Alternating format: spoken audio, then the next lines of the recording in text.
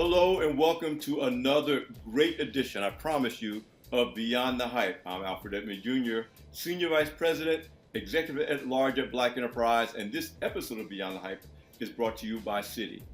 And listen, I couldn't have a more special guest and a more important topic to talk about. Now I know I say that every episode, but I'm always right every episode, so bear with me. But first of all, my guest today is an actual icon of television news journalism in New York, and I would say nationally, an Emmy Award-winning television anchor, Spectrum One New York, Spectrum News New York. And so just based on that alone, we can have a whole conversation about the nature of media and journalism during the pandemic, post-pandemic. But we have an even better topic. She is also the author of a brand new book that I promise you, you want to read and you're going to want to gift. And this book is a groundbreaking book. It's called Isn't Her Grace Amazing? The Women Who Changed Gospel Music. Please welcome to Beyond the Hype, Cheryl Wills. Alfred, what an honor to share the same space with you. Thank you for this incredible opportunity. I'm a big fan. This is the Mutual Admiration Society. You with 35 plus years at BE, I salute you. So it's an honor to be here with you. Well, if you live in New York and are not aware of everything that you've done and what you do, it's like you're not a real New Yorker. You're just not really. I don't know where you've been, And so, long before we met, I've been a fan of yours. As a fellow journalist, I've always admired you. Your work, how you represent, the standard you uphold in a media world that's changing so rapidly and the standards are so all over the place now. You're an anchor in more ways than one. Not just an anchor in terms of your job, but a true anchor that New Yorkers in particular, but I think the whole nation can depend upon. When you show up on the screen and tell us what's happening, we can pretty much say we can follow Cheryl and trust what's going on. So, Okay. so again, don't let me start geeking out, because I'll do that. Tell our audience about this book. I mean, I'm reading it now. I told you I just gifted it to a very dear friend of mine. I'm going to buy some more. But and everybody knows on this show, I am a man of faith. While this is not a faith-driven show, I am a man of faith. So you're telling me about a book about the women who changed gospel music. Just tell me about how you came to write this book. And we're going to go deeper into what people will get out of this book and why it's such an important series of stories to address at this time. Thank you so much, Alfred. And I too am a woman of faith, have been all of my life, the granddaughter of not one but two preachers. My parents met in church. So writing this book, Isn't Her Grace Amazing? The Women Who Changed Gospel Music, is a personal love letter to the women we grew up listening to before church, after church, on weekends, and these are women who made a way out of no way. Women were not really welcome in the gospel music industry. It was a man's game. The father of gospel music, it was Thomas Dorsey is the father of gospel music, and male quartets dominated the genre for generations. And women would slowly try to make their voices heard, but they were not entirely welcome. And then women like Mahalia Jackson, who is the queen who led off she's the first. People ask me, you got Mahalia? I said, do I have Mahalia? As soon as you open the book, there Mahalia is. She's the queen mother for sure. But then, Alfred, we chose 25 women, past and present, and HarperCollins, Amistad, is the publisher of this book. And we chose these women for their career, for their legacy, for the number of awards. It was hard to whittle it down to 25 women. But we have some bold names like Mahalia Jackson and Mary and Yolanda Adams. But then there are some other names that may not be as popular, like, say, Rosetta Tharpe, who traveled the world and pioneered guitar licks as she sang gospel music. And unwittingly, she laid the tracks for rock and roll. Anyone who hasn't heard of Rosetta Tharpe Google her, go on YouTube, and you will hear who Elvis Presley copied before he became famous, who Chuck Berry copied. So these women were trailblazers, they were pioneers, and most importantly, Alfred, I did not want these pioneers to be forgotten. It's up to us to preserve the legacy of our queens and our kings, people of color who did magnificent things. And when they're gone, their legacies are buried with them. I say no.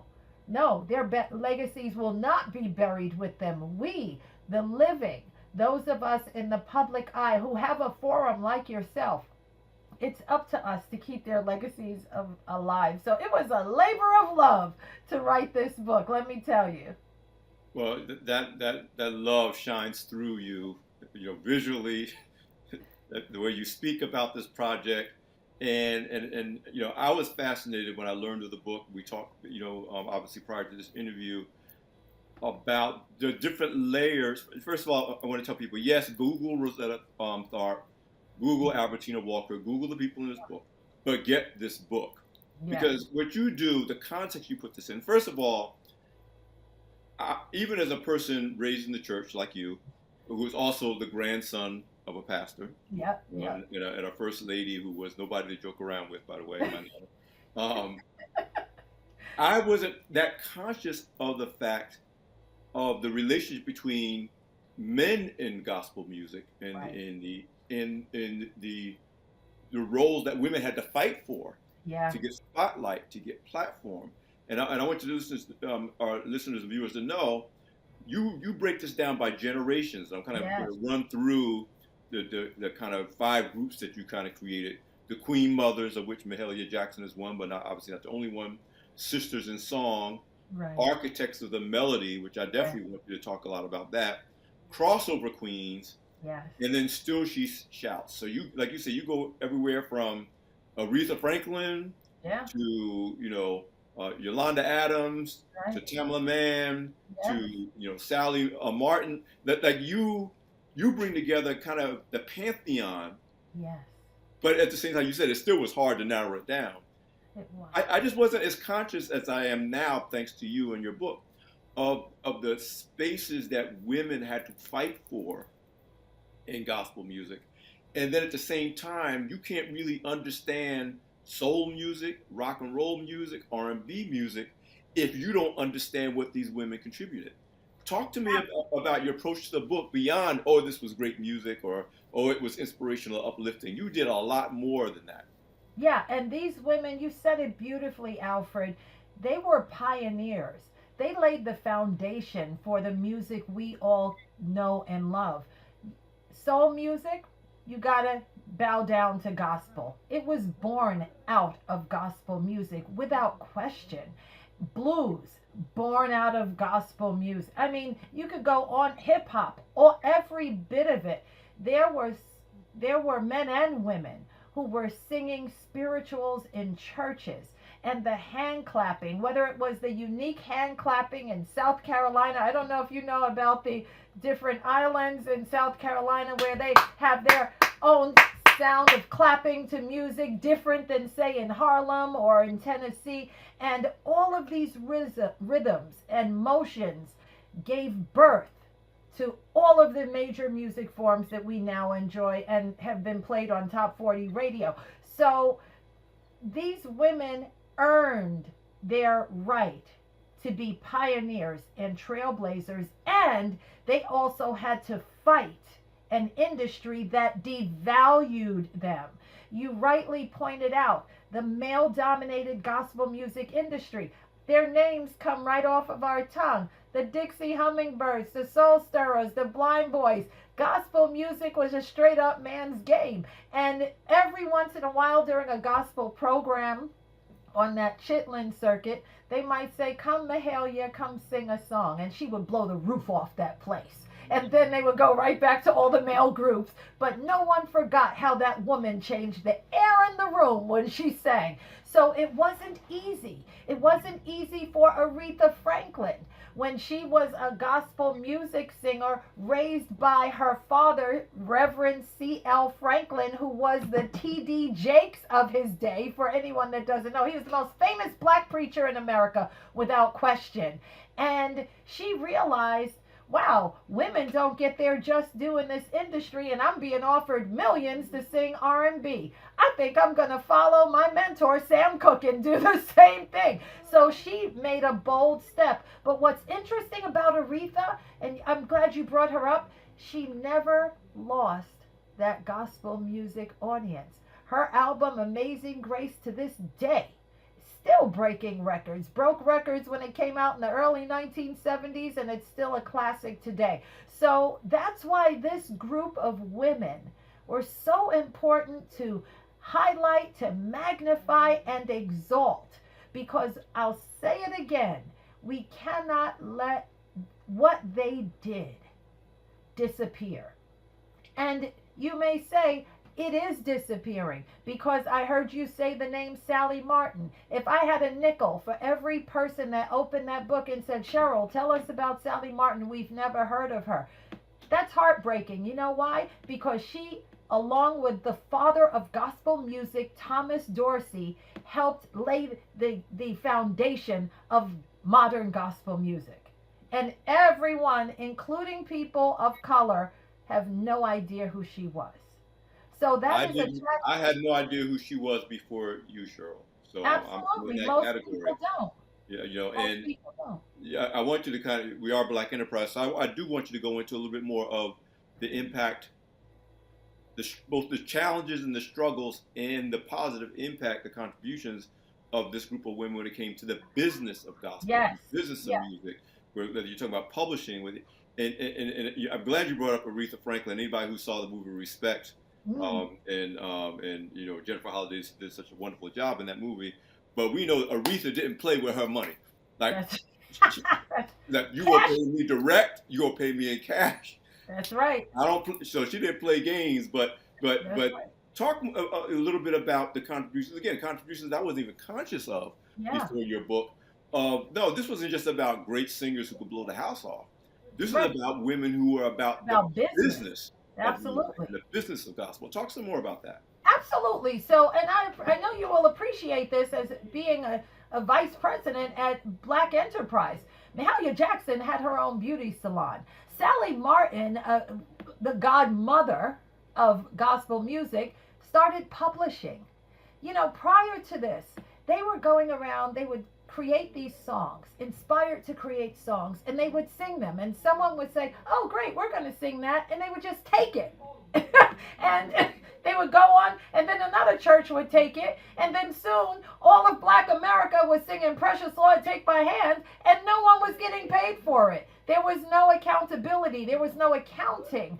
So Sally Martin helped lay the business foundation of gospel music. She started choirs. She started conventions. And she is absolutely a pioneer in that regard. And she also, of course, had her own group, the Sally Martin Singers. And the same with so many of these women. Mahalia Jackson, again, go on YouTube. You could see an interview with her and a national broadcaster. His name escapes me at the moment. But the camera followed Mahalia throughout her entire home. And you could see this business woman managed her money brilliantly. She had a home to die for, complete with state-of-the-art televisions, custom-made draperies. So while so many Black entertainers get a bad rap for their money coming and going, Mahalia said, oh no, not me. I've reinvested in the community. She had salons. She gave back in charity. And of course, she most famously supported Dr. Martin Luther King Jr. during the Civil Rights Movement. And even today, let's look today, Yolanda Adams, Tamala Mann, all of these women are blazing new paths, but they could not have done it were it not for women almost a century ago now. You know, gospel music has been around for a minute at this point. Almost a century ago, these women opened the door for the Tamala Manns, for the Yolanda Adams, for the Mary Marys. And so I build a bridge between these two groups, you know, from the Queen Mothers to the five women in the And Still She Shouts, because I wanted the both generations, from my grandmother's generation to the current millennials, to understand that you can't tell one story and leave the other out. You can't love Mary Mary and not understand who Mahalia Jackson was, and you can't love Mahalia Jackson and not understand who Yolanda Adams is. They're together. So the business links it, and these women were business women. They were astute. They understood the importance of reinvesting. They understood the business of music, and most of the time they had to teach themselves. They had to teach. Who was the mentor for Sally Martin? Not a white person in Jim Crow America, right? So they were marginalized. So they didn't have anyone. That's why their music was just being given away initially. So, you know, they were so intelligent and realized, no, this is a business. We need to publish this. We needed to start sheet music. You know, these were the pioneers that actually started this. And then choirs across the world started singing their songs, and they started to make a profit. So I know you appreciate that as someone with a sharp business mind. Deeply, deeply. But I also appreciate it because, again, we talk about no accountability, Yeah, no capturing of income or revenue yeah, or reward for what is God-inspired music, yes. But somebody had to write it. Somebody had to produce, somebody had to create it. And unlike, you know, maybe other genres of music, the assumption is this is just kind of public property. And I'm speaking as someone who was raised singing in church choirs since I was probably 11, and you know, to present. I love to sing in general, and I love to sing gospel music. I just love to sing that music because it's the way it makes me feel. And I just think of certain songs like "Going Over Yonder" and yeah. that have been around forever. And it wasn't until I read the book that it hit me, like, who gets credit for those types of songs? Who um, now we look at the likes of a Kirk Franklin, and we see Right. the kind of the modernization, Yolanda Adams, as you said. But like you said, the foundation that was laid for them, and too often, not only did you had to fight for credit if you were one of these women, you had to fight for ways to get paid one way or Yes. another. And then in addition to getting paid what you deserve versus what other people might have been getting.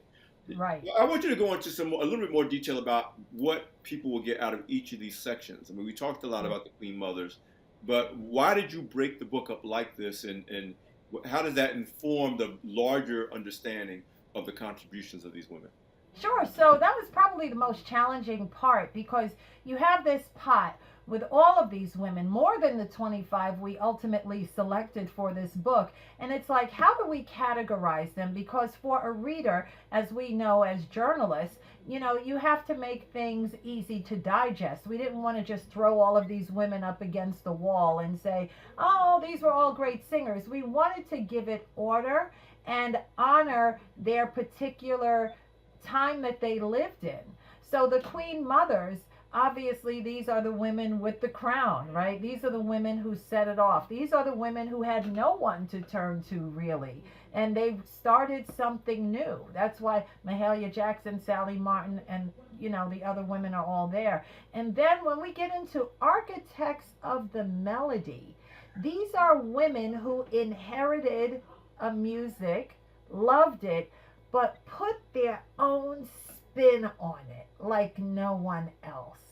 And so we wanted to find a particular distinction with every single one of these performers so they could stand out in their own way. I guess we could have just said top 25 black gospel women, but we said no, they deserve more than that, No, I'm because so glad. I'm so glad you yeah, did it the way you did it. I mean, I yeah, like the way you positioned, for example, Pastor Shirley Caesar, exactly. who I've had the pleasure of meeting Yeah, in person at one of our events, as well as obviously hearing her sing. And the context matters because yes, since you had to select 25, the way you did it still in a way honors and elevates and creates a degree of curiosity about all the women, who even those who couldn't be included in this particular volume. Yeah, and I wanted to let the reader know we know these women. As the author, I know who these women are. I grew up with my grandmother singing all of these songs as First Lady of a church right here in New York City. I come from people who, my grandfather played on the guitar, all of these songs every Sunday morning. So I really, that was also my tip off to the reader. No one just appointed me and said, hey, do you want to do this? This is my passion. And I know that when the reader opens this book, this isn't some, because we know as journalists, sometimes journalists will be told, oh, write this, and they'll kind of phone it in and, throw it up against the wall. They'll wrap it in a nice package and then ship it out to a bookstore. That's not what this is. My heart and soul, blood, sweat, and tears are in this book, and I honor every single one. I know their songs. When my grandmother used to press my hair Sunday morning before we went down to church with the smoke hanging in the air, we were listening to Shirley Caesar and the Caravan Singers and these pioneering women. Woo! I could still hear them singing these songs right now. The Denied Mother, where they gave their testimony before they broke out in song. I wanted the reader to know that I know that song, every lick, every piano lick, every guitar sound in it. So I'm so glad you gave me the opportunity to point that out. I know this book. This book is my life. And I give it as a gift of love and a labor of love to anyone who wants to learn more about the women who, as they used to say, made a way out of no way. They would all say that at some point when they were singing. No doubt. I mean, when we connected on our previous conversation about around this book before I invited you to do this show, one of the ways that we connected, and I think we both almost cried. I know I did. I did. Because up, yeah. I go right back to, my Yeah. mother was a divorced mother raising 4 children on her own, working poor household in a working class neighborhood. And, when you're a kid and you're watching and you're hearing your mother sing to gospel music, whether it's on the record player or on the radio, because there was gospel stations back in those days, you don't really understand what she's going through and what that music is doing for her. But now I can look back because after I've lived a little now, and I know, God knows, I've thrown my hands up and said, Lord, please help me. But how this music got us through, it got her through when she didn't know what else to do, and it didn't hit me until, again, reading this book, hearing you talk about it, that most of the time when she was listening to those songs that were getting her through. Yeah, she loved James Cleveland. Yeah, she loved Andre Crouch. But when she was listening to those songs and those artists that was getting her through when she didn't have, like you said, it was women artists. Yes. It was the Mahalias. It was Shirley Caesar. It was because on some level, and I hesitate to make broad, distinctions between male gospel singers and what that music was about, and women gospel singers and what that music was about. But I have to say, based on my own experience, that when you're trying to get through, whether it's Mahalia or Yolanda, or Clara Ward, or Marion Williams, Albertina Walker. Those songs are those songs that I gravitate to when it's like, I don't know what I'm going to do. Yeah. And it just takes me, I'm about to cheer up again, seeing my mother in the kitchen, and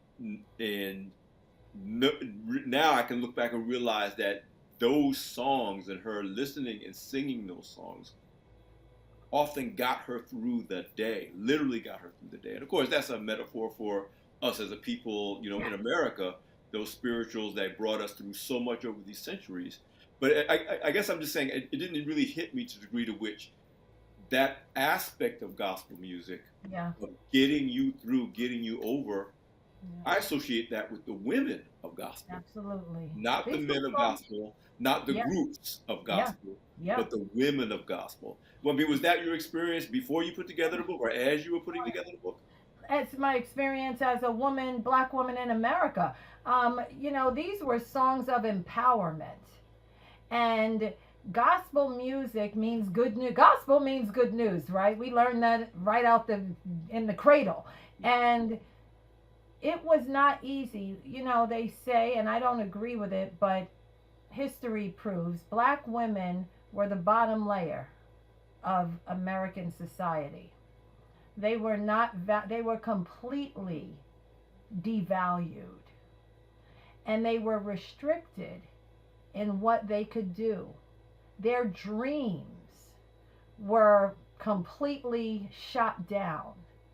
And both of my grandmothers were domestics, and my great grandmothers were domestics, and then one more generation and they were enslaved, which meant they couldn't even protect their own bodies.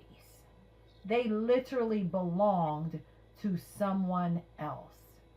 So when women sang gospel, Alfred, they were singing about their liberation.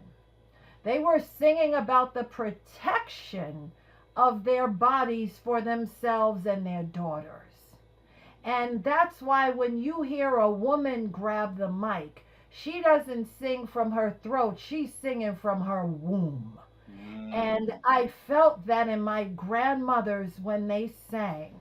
And I felt that when my grandmothers would be on their knees scrubbing someone else's toilets with the faith that their granddaughter would never have to do such work. And that faith came through the music. When someone sang How I Got Over, they could sing and scrub with that much strength, and we know they brought such dignity to their work, didn't they? Yes. Even if it was humble work, they did it with such dignity. It's always said, and it's rightly said, that there's dignity in all work, no matter what it is.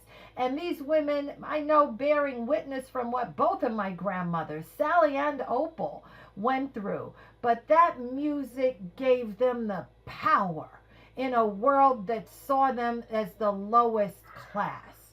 And so this music really is special. These women really are special. They really did deserve their own book highlighting the queens that sang to other queens in waiting.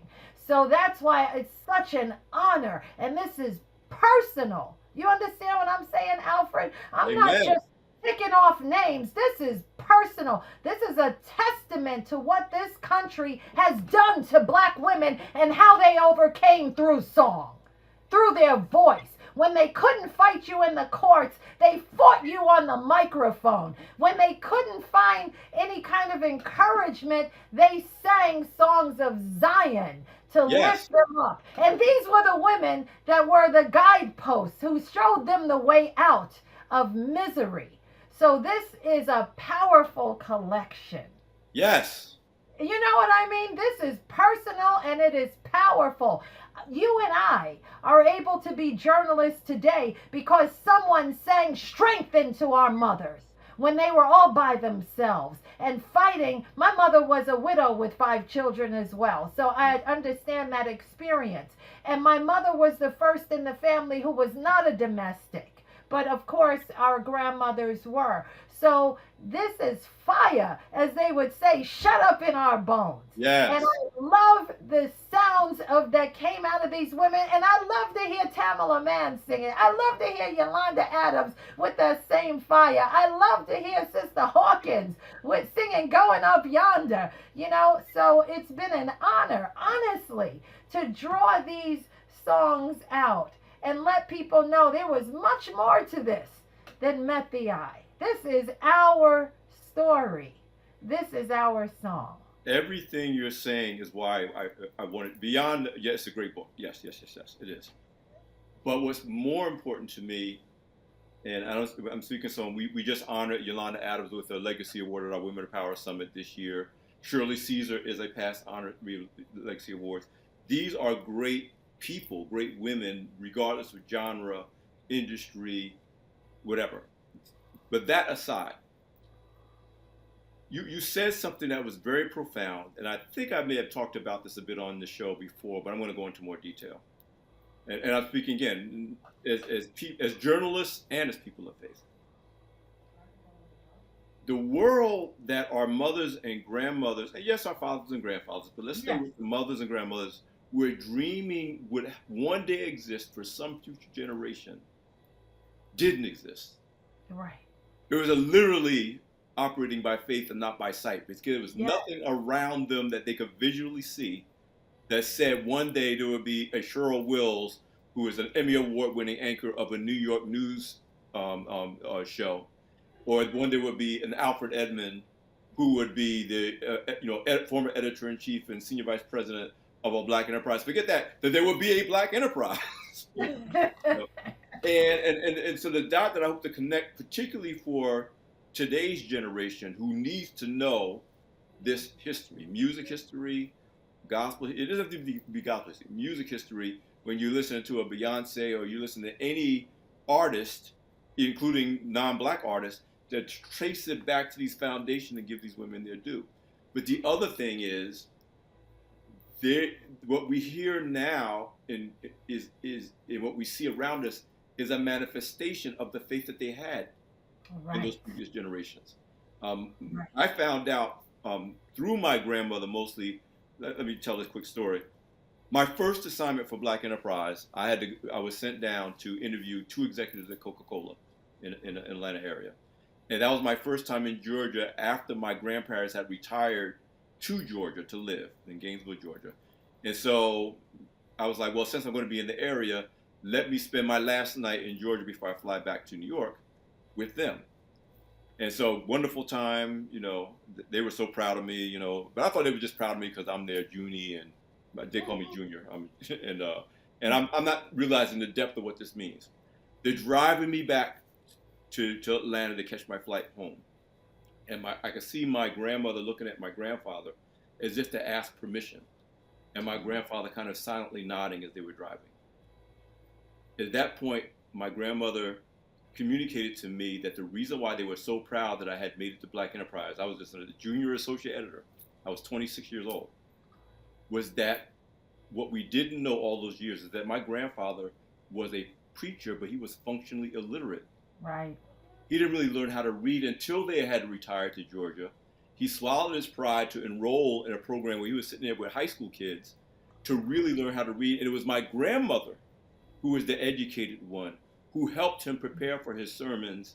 And so their thing to go from a semi-literate grandfather to a grandson who is an editor of a national magazine, Wow. that's what Mahalia and Albertina and your mother and my mother and my grandmother and my that's what this music was about. It wasn't just getting them through, it's what they knew and believed and had faith to get us through.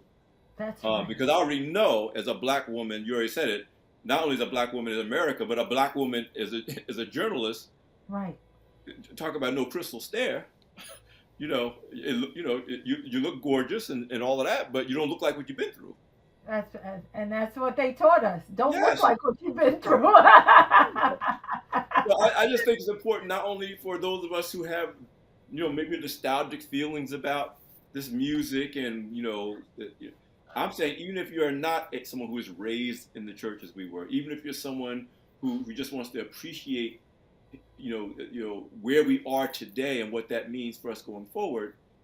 And I don't want to put words in your mouth. I'm just saying what I feel. This is an important book for people to read, especially people who are younger than we are, who are future generations, who don't know, they can't say they forgot about it because they never knew it. That's right. So They can't say they forgot about it because they never knew it. That's profound, brother.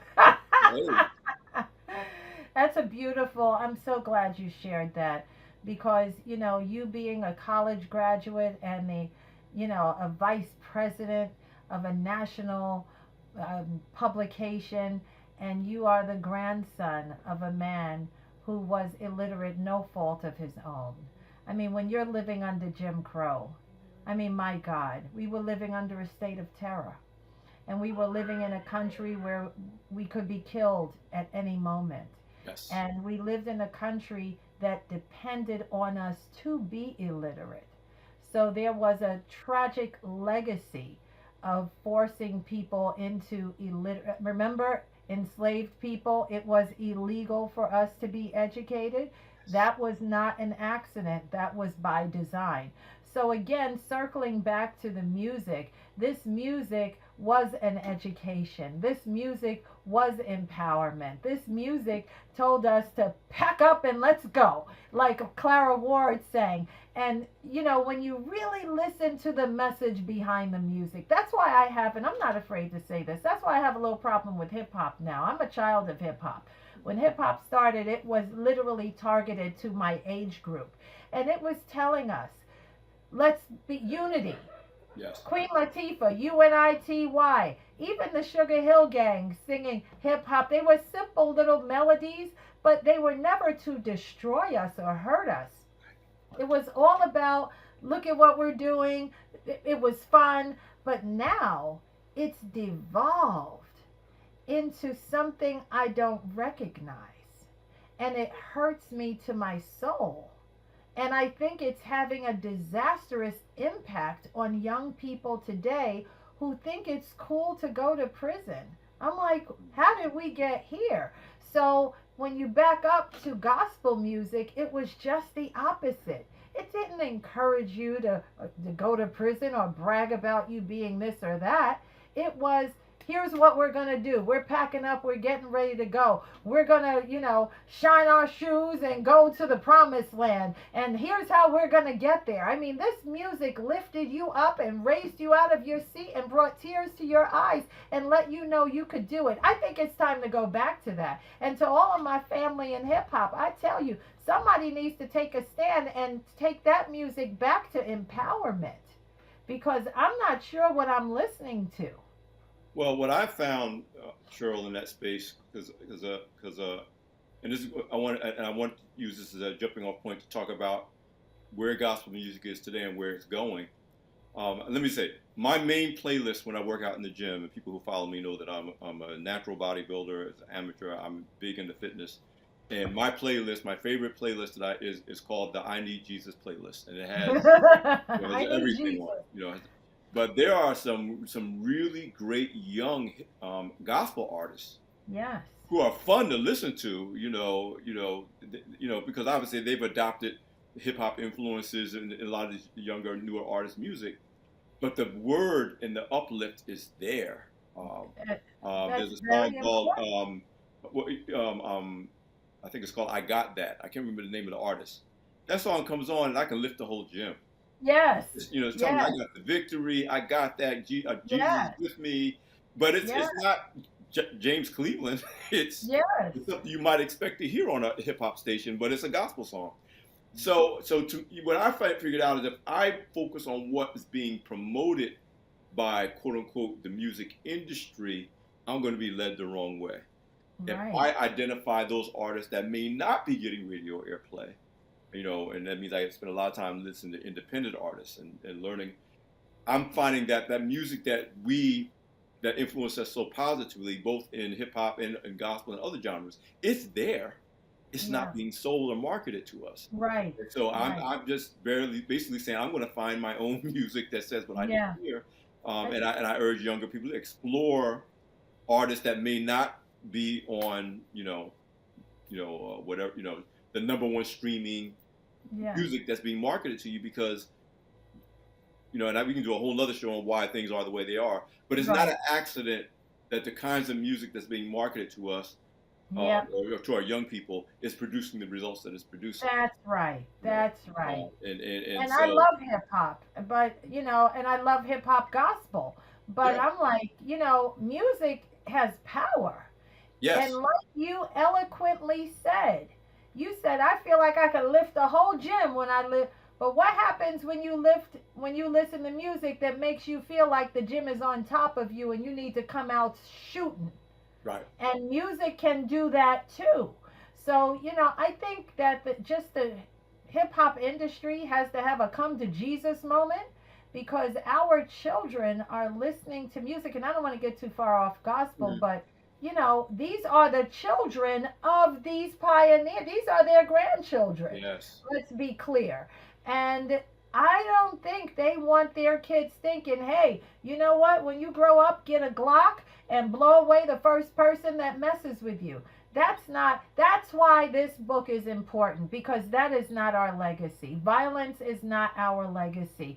Being hateful, calling other people the N-word, that is not our legacy. So that's why I want these women, past and present, to speak clearly, because they were on point when they sang and what they sang about. They knew there was power in it. They used to sing power, wonder working power. Yes. And they knew exactly what they were talking about, and they knew the influence that their music had.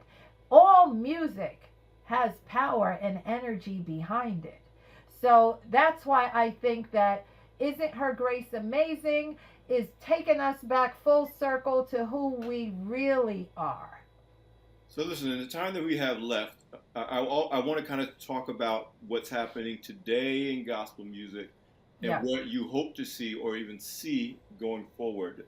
And even with the artists that you've written about, and I'm sure have talked to many of them, you look and see going forward. Because now we do have Tamala Mann, we do have Kim Burrell, we do have Yolanda Adams, we do have a current generation who are not just great gospel artists, they are great artists. Yolanda Adams can step on stage with anybody you want, Yeah. and more than hold her own. She's a legitimate icon, Yes. just as much as Beyonce or Mariah Carey, Right. any of them are, with That's no right. disrespect to them. But Right. Yolanda Adams is not gospel with the little G. She is a star, Bona fide superstar. bona fide superstar.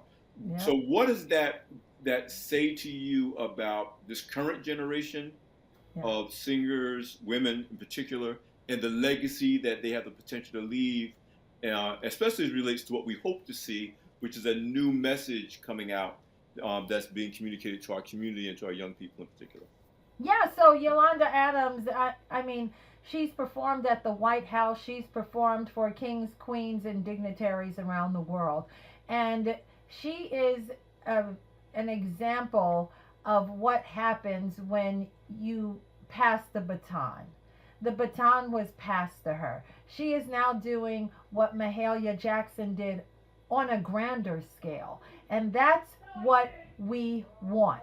We want pass the baton. You continue and go higher. And Mahalia Jackson famously sang, move on up a little higher. And that's what the women today are doing. They're moving on up a little higher. Mary from California, they are moving on up a little higher, and they are using their blend of hip hop and gospel music to attract more people to Christ. And I am in great admiration of all of these women. Kim Burrell, moving on up a little higher. Her duets and her music with Whitney Houston, and she's performed with people all over the world.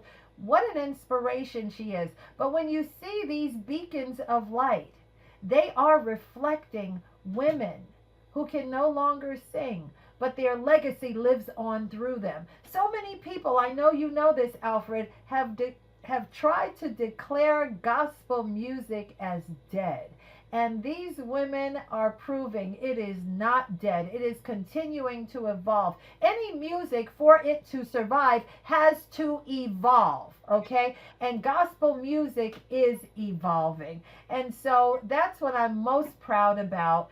And, you know, I do spend, I think, a disproportionate amount of time on this in this book on women who have passed, but rightly so, because most people don't know them. Right. If I could walk in any arena, gospel arena, and say, has anyone heard of the Davis Sisters? A group that's profiled in this book, women out of Philadelphia who sang what's known as hard gospel. They were Pentecostal women, but they would sing you out of your shoes, believe me. Most people don't even know. They don't know. Who are the Davis sisters? You know? So that's why I really wanted to spend time on the women who passed, because I knew it would also be an education for so many women, so many readers, male and female, who are like, oh, Yolanda Adams. You know how young people are. Didn't Yolanda Adams start this? Didn't gospel start with Mary? No, actually, baby, dial the clock back 100 years, you'll see they are building on a tremendous legacy that was gifted to them. So that's where the past and the present and the future come together for me. And I'm just, like I said, really proud to have authored this book to enlighten people, because you know how you'll hear, oh, see a commercial, Alfred, and it'll have an old song we grew up with, and then a young person will be like, "Oh, that's really cool," and they'll think that's a new song, and it's just like, "No, that song is 60 years old, baby. What are you talking about? Right, right. What are you talking? That song was out before I was born." So that's on us, though. Yeah, What? I'm very passionate. I'm proud of my children, all of whom are now, as of this year, all my kids are in their 30s now. God, I can't Wow. believe it. But I made a point raising them when they heard a song that was contemporary to them. I have a huge collection of R&B music and other Yeah, music. me I too. would say, it's good that you like this song, but I want you to know where this came from. Thank So you. I'm proud to say my kids know their music history, but I think we need to do that more. But I also want you to spend some time talking about uh, the level of sophistication that the Yolanda Adams and Tamala Mann and her husband David, again, I've interviewed Mhm. them. I mean, the way they approach their career, the way they approach their content, the way, again, of course, the Manns, they do television and they're, with Tyler Perry, and they're doing, Right. they are really in a more intentional from a business Oh yeah. management strategy about their careers in a way that the previous generations either were prevented from because of the systems Right. which they operated in, or, as you said, because of a culture that deliberately kept information and access away from them. You know, what Sally Martin did makes what the Mans are doing today Right. possible. But I am encouraged that when you look at how they're managing their career, and even other lesser known artists who are not giants like Yolanda, but who have Right. built careers because they have an understanding of contracts and, Right. and, and royalties and those things that was kept from the women that came before them. Is that That's something that, exactly that, it. that, that brings you a certain amount of hope about the future of gospel music and the future of women in gospel music? Absolutely. And I had the opportunity to share a podcast with Tamala Mann, and she, along with her husband David, they're a phenomenon, and they are benefiting from the multi digital platforms that they are able to tap into. And they have a business that is, I mean, they are in a whole different league. Yeah, And they are blessed. people throw around that term power couple easily Yeah, these days, but David and Tamala they Mann are a are the real real, deal. and they have the talent to back up everything they have. I mean, she is a stone singer, okay? And he is a singer too, but he's more of an actor and has an incredible presence and a businessman. And together, like you said, they are the ultimate power couple, really taking it to the next level. And they're benefiting and taking full advantage to their benefit of all of the different platforms. Of course, these platforms were not around, 50 years ago. So, you had a record and then you depended on a radio station, and that was pretty much it. But now, I mean, you can create your own incredible dynasty, digital dynasty, with people buying from different ways. I mean, this is unbelievable what we have now. So they are, Yolanda's doing the same thing, Mary's doing the same thing, Kimbra, all of them, they're all doing the same thing, tapping into the riches. And they are the beneficiaries. And I think that's very important to draw this out. They are the beneficiaries Yes, and of it's my so, belief and my prayer that there'll be beneficiaries beyond them. That this is not over. This is yes, a legacy that lives on. yes. Well, what's the best way for people to get the book, to keep up with what you're doing? Yeah, I'm going to put it out there up to the source. Yes.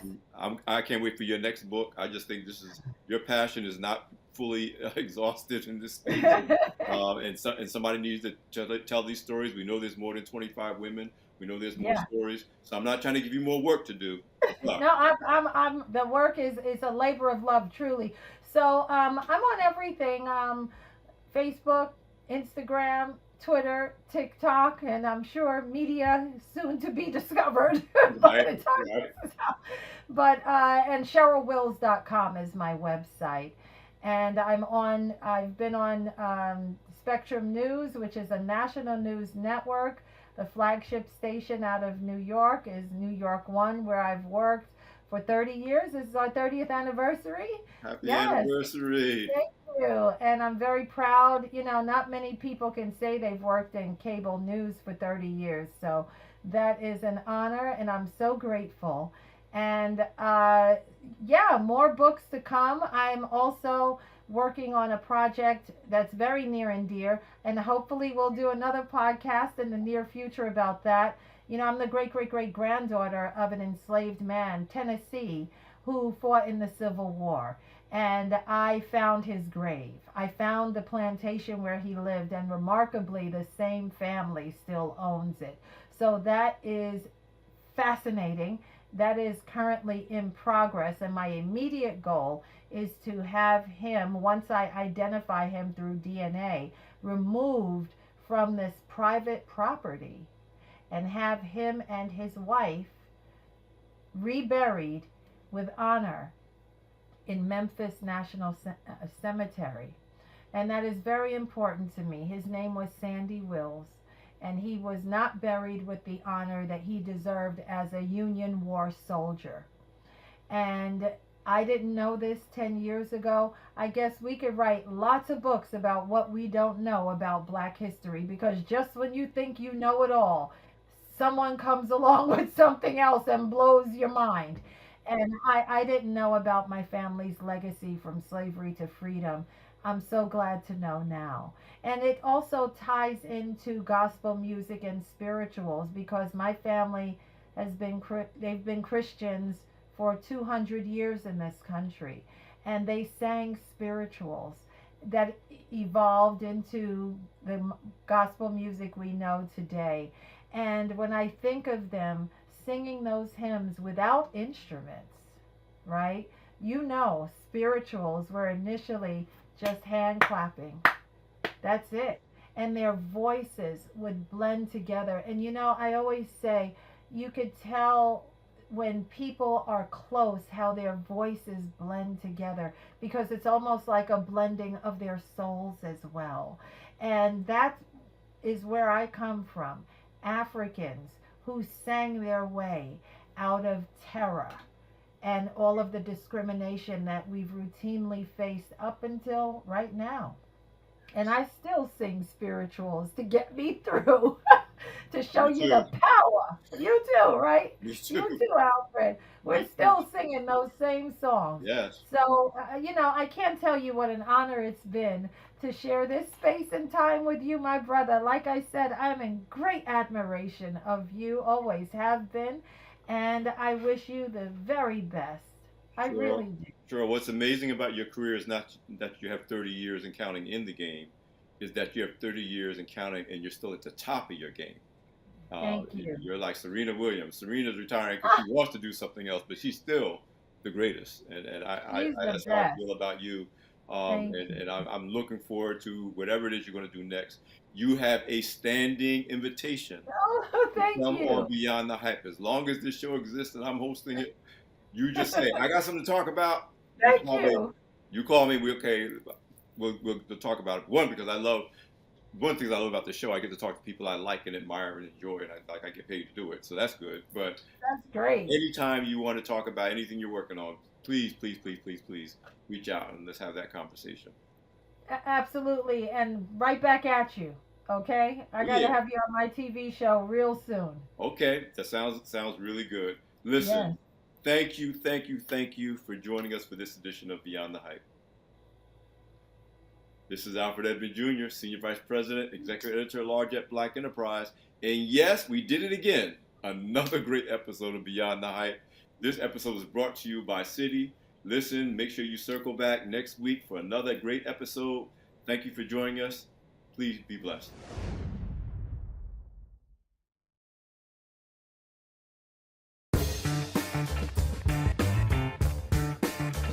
Celebrate the excellence in Black men at the Black Enterprise Black Men Excel Summit. Meet our country's best and brightest Black men who are redefining their image. We need to make sure that the world knows that we are here and that we are doing our business, so let us salute ourselves for that.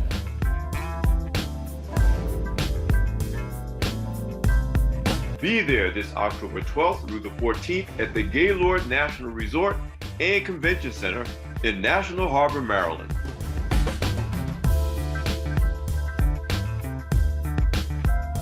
It's time for people to see that Black men are doing great things and doing it positively. By doing this Excel Summit, it empowers us, it inspires us to be more creative and to do things that we haven't necessarily or traditionally done. I met some great people here that I plan to do business with in the future, and I plan to learn from. This was an eye-opening experience. For more information, log on to blackenterprise.com/BMX.